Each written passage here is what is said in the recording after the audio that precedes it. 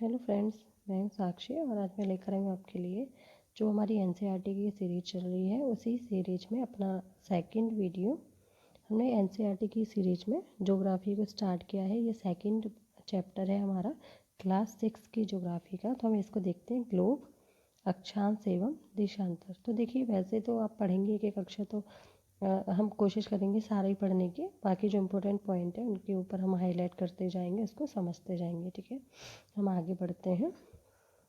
तो सबसे पहले इसमें बताया गया है कि जो पृथ्वी है उसके बारे में आप ग्लोब को देख पा रहे हैं। ये देखिए, ये हमारा जो इसमें अक्ष आपको साफ दिखाई दे रही है। और पृथ्वी के बारे में बताया गया है कि जो पृथ्वी है वो हमारी चपटी है, एकदम से गोल नहीं है। ठीक है, अब इसमें बताया जा रहा है कि जैसे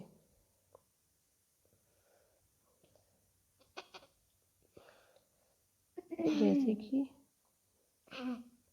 बड़े ग्लोब जो कि आसानी से एक स्थान से दूसरे स्थान पर नहीं ले जा सकते हैं, तो पॉकेट में रखने योग्य ग्लोब भी आ गए हैं, है ना। अब गुब्बारे जैसे ग्लोब जिनमें हवा भरी जा सकती है एवं आसानी से एक स्थान से दूसरे स्थान पर ले जाए जा सकते हैं। ग्लोब स्थिर नहीं होते, उसे घुमाया जा सकता है। तो वो आपने देखा ही होगा, ग्लोब के बारे में बताया गया है। और बाकी महासागर और उनके सही आकार में उस पर दिखाया जाता है।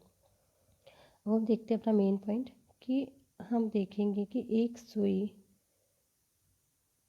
ग्लोब में झुकी हुई अवस्था में स्थिर होती है। ये जो सुई है उसको अक्ष कहा जाता है। ये आप देख पा रहे हैं, हमें इसमें दिखाया गया है। ये जो है वो हमारी अक्ष है, इसको हम अक्ष कहते हैं।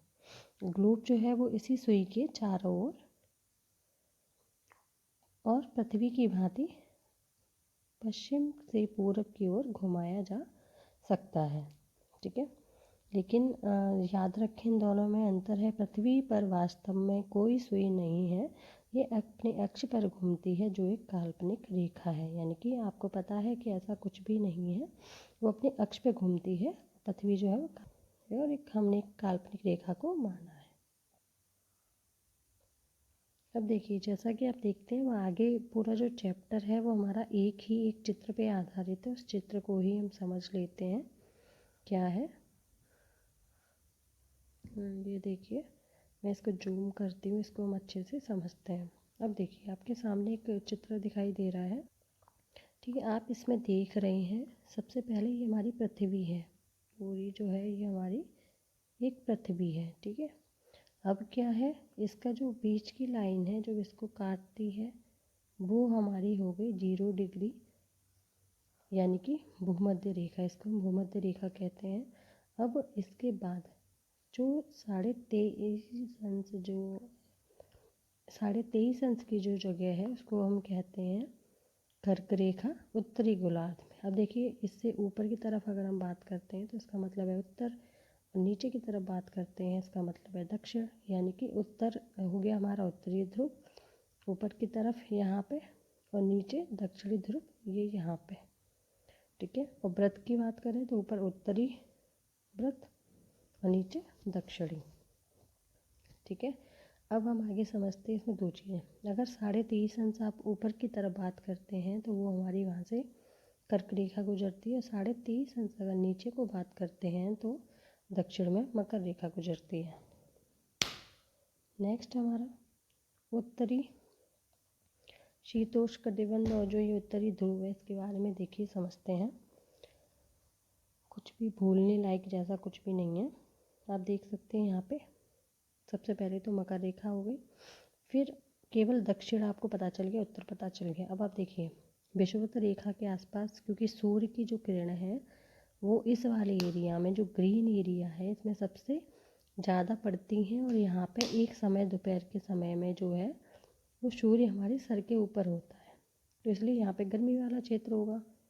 तो इसलिए इस वाले क्षेत्र को उष्ण कटिबंध वाला क्षेत्र कहा जाता है। ठीक है, नेक्स्ट जो 23.5 अंश से लेकर के 66.5 अंश का जो ये एरिया है, इसमें क्या है, इस वाले एरिया में ऊपर और नीचे दोनों में, ठीक है, यहाँ पे जो सूर्य की किरणें हैं वो तिरछी पड़ती हैं, यानी कि एकदम सीधे नहीं पड़ती, तिरछी पड़ती हैं।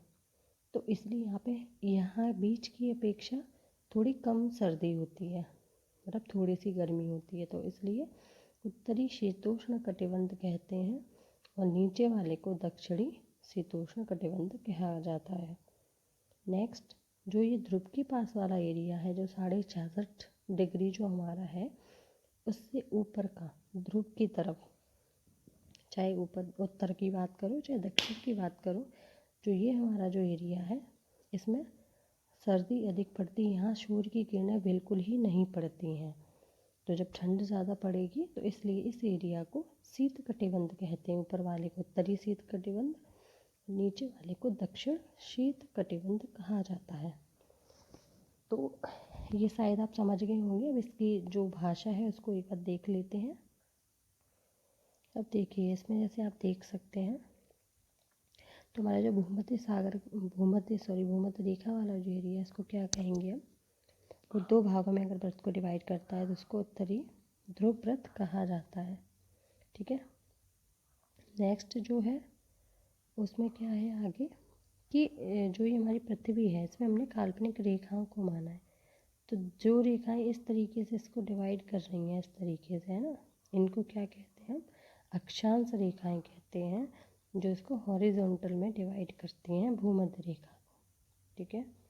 तो विषुवत व्रत से ध्रुवों तक स्थित सभी समानांतर व्रतों को अक्षांश या समांतर रेखाएं कहा जाता है। ठीक है। नेक्स्ट, अब देशांतर क्या होती है? देशांतर रेखाएं जो ऊपर से खड़ी खड़ी लाइनें पड़ती हैं वो होती हैं देशांतर रेखाएं। तो जो देशांतर रेखाएं होती हैं उनकी लंबाई ज़्यादा होती है, और अक्षांश रेखाएं होती हैं उनकी जो लंबाई होती है वो जैसे जैसे हम ऐसे ध्रुवों की तरफ बढ़ते हैं वैसे वैसे उनकी लंबाई जो है वो कम होती जाती है। ठीक है। चलो हम आगे चलते हैं। ये देखिए, आप इस वाले पेज को अब देखते हैं एक बार।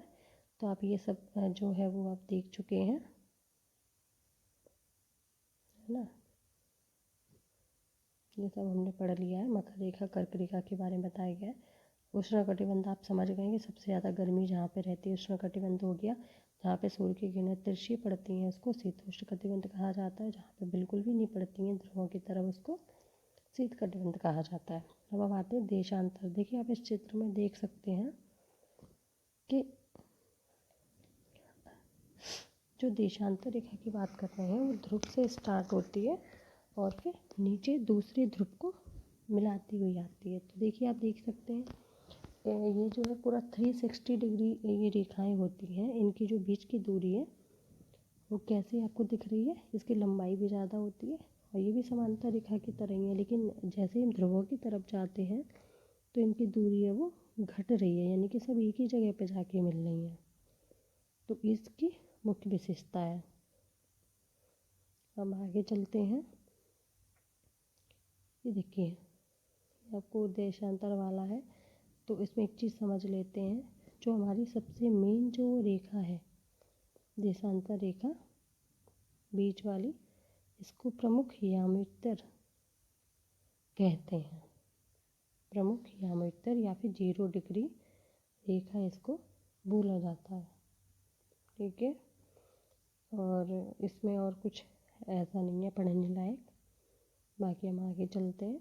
नेक्स्ट आप ये देख सकते हैं, ये तो एक तरीके से वर्ल्ड मैप है पूरा। तो इंडिया कहाँ है? अब इसमें क्या है मेन चीज़ देखने वाली, इसमें समझने वाली ये है कि देखिए, हमारा जो समय है, मानक समय, उसको हमने कहाँ से लिया है? Greenwich, London. आपने ये सुना ही होगा। ये जो है यहाँ पे ये ग्रीनिच की लाइन है। तो ये जो हमारा पूरा संसार है, पूरे वर्ल्ड को दो भागों में डिवाइड करती है। क्योंकि ये बीच में था इसीलिए हमने इसको मानक समय माना है। हमारे भारत का आप देख सकते हैं यहाँ पे है, और ये 5.5 घंटे आगे है। और भारत में कहाँ से लिया गया? इलाहाबाद के नैनी से। तो अब आगे बढ़ते हैं। इसके बाद जल्दी जल्दी कवर करते हैं अपना देशांतर और समय। अब आप देख सकते हैं कि 24 घंटे में पृथ्वी अपने अक्ष पर 360 डिग्री घूम जाती है। तो यानी कि 1 घंटे में 15 डिग्री घूमेगी। अर्थात 1 घंटे को अगर मिनट में चेंज करते हैं तो 60 मिनट बराबर 15 डिग्री, यानी कि 4 मिनट बराबर 1 अंश। 4 मिनट में 1 अंश घूमेगी। इसीलिए इसी आधार पे ग्रीनिच से जो हमारा समय है उसमें डिफरेंस है। हर देश के जो समय है हर देश में, उन पे अगर हम ये नहीं मानते तो फिर दिक्कत हो जाती, कभी बहुत ज़्यादा डिफरेंस होता।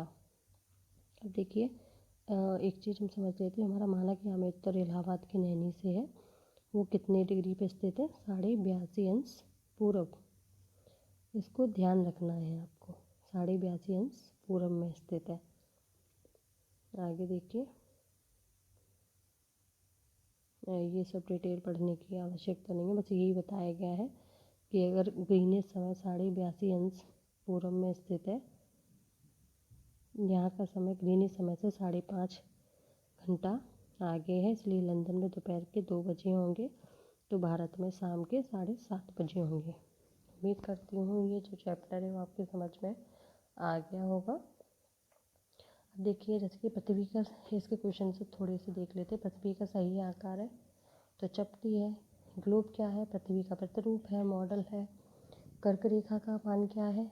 23.5 अंश। पृथ्वी के 3 ताप कटिबंध कौन से हैं? उष्ण, शीतोष्ण और शीत। अक्षांश देशांतर रेखाएं क्या है? अक्षांश जो है पृथ्वी के समानांतर हैं, जो वो अक्षांश देशांतर है वो उसके लंबवत हैं, ध्रुव से लेके दूसरे ध्रुव को कनेक्ट करते हुए। ऊष्मा की सबसे अधिक मात्रा उष्ण कटिबंध को क्यों प्राप्त करते हैं?